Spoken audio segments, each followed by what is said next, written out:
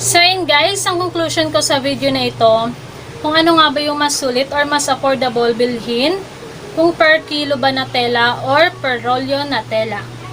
Kung nag-umpisa ka pa lang guys sa business na sewing or pananahe, ang mas may recommend ko sa'yo,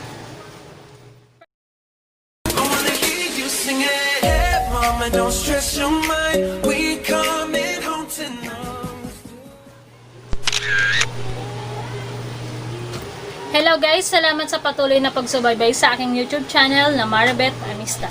Today's vlog guys is about sewing or pananahe.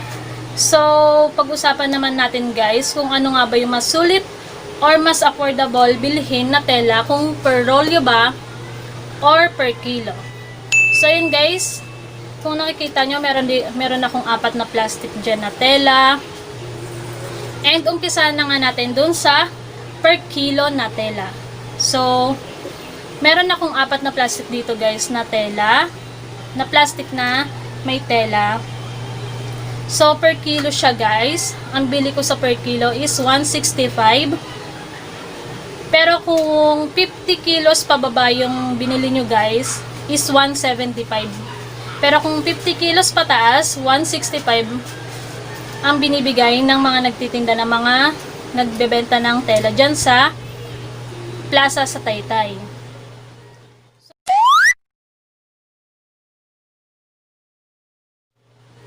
So, meron ako ditong 4 na plastic na tela. 160 kilo siya guys. Ita-times lang natin sa 165, umabot siya ng 26,400. And mas affordable yung per kilo guys kasi makukuha nyo lahat ng design. And ang design nito guys is 32 design. Yan. Ako kasi guys, kahit matagal na ako sa pananahe, per kilo pa rin yung binibili ko. Kasi, kung nag-uumpisa ka pa lang, kung pa 1 kilo or 2 kilo lang yung bibili nyo guys, mas maganda yung per kilo. Mas marami pa kayong makukuhang design. So, mas madali nyo siyang maipoproduce or maibebenta kung nag-online selling ka or nag-Facebook page live selling ka. Mas maganda siyang ibenta kasi iba-iba yung design. Wow! And punta naman tayo guys sa per rolyo. Kung sa per rolyo kasi guys, kung may budget ka, mas maganda. Kasi 145 lang po yung kilo ng per rolyo.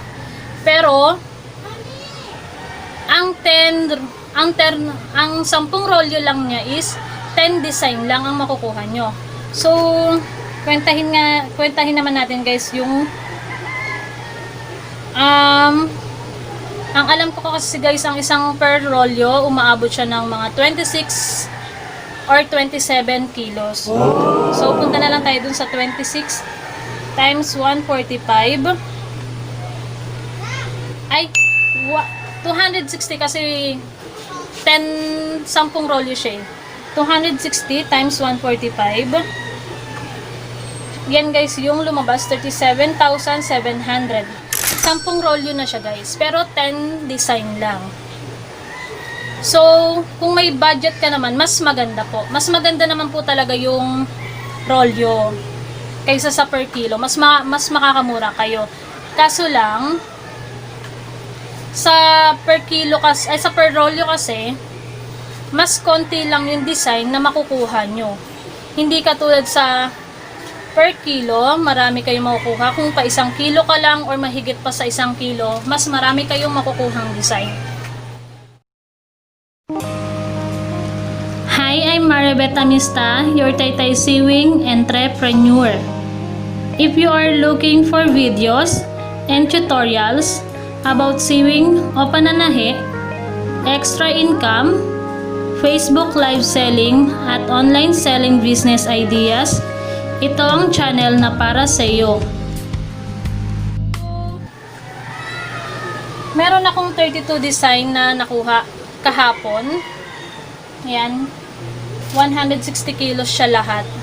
So, mas gusto ko kasi yung per kilo kasi mas marami akong nakukuhang design. Mas madali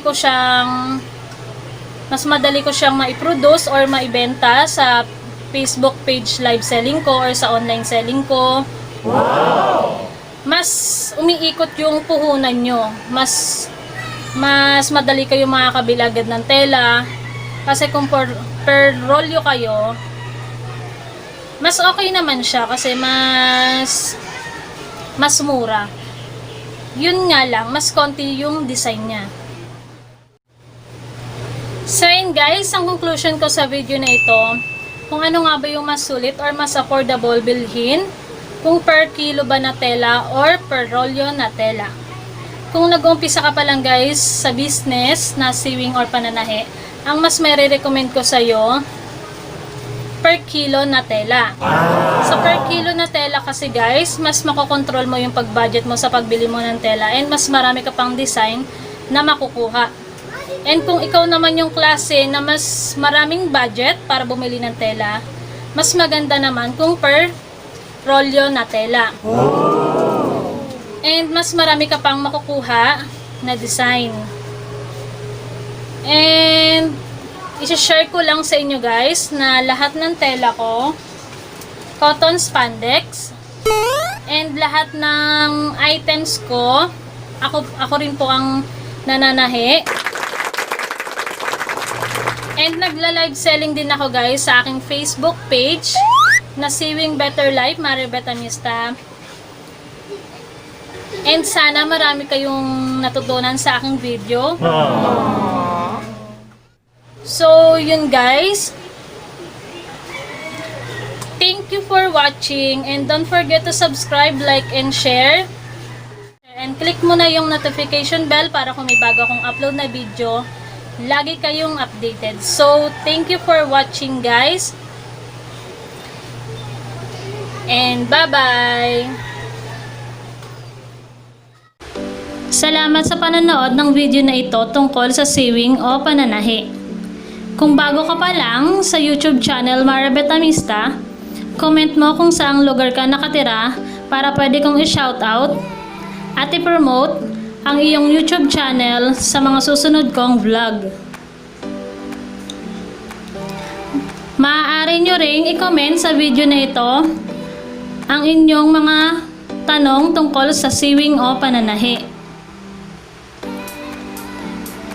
My goal is to share my sewing skill and talent to other people through YouTube and earn passive income at the same time. See you guys on our next vlog. Bye!